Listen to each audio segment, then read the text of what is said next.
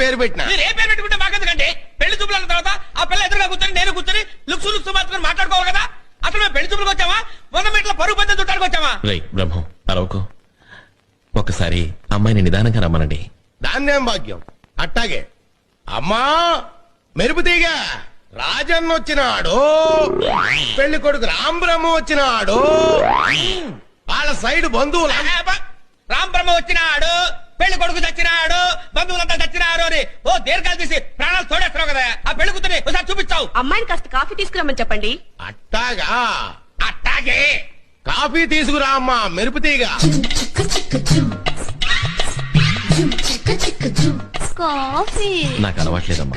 Coffee welcome. కాలిందా?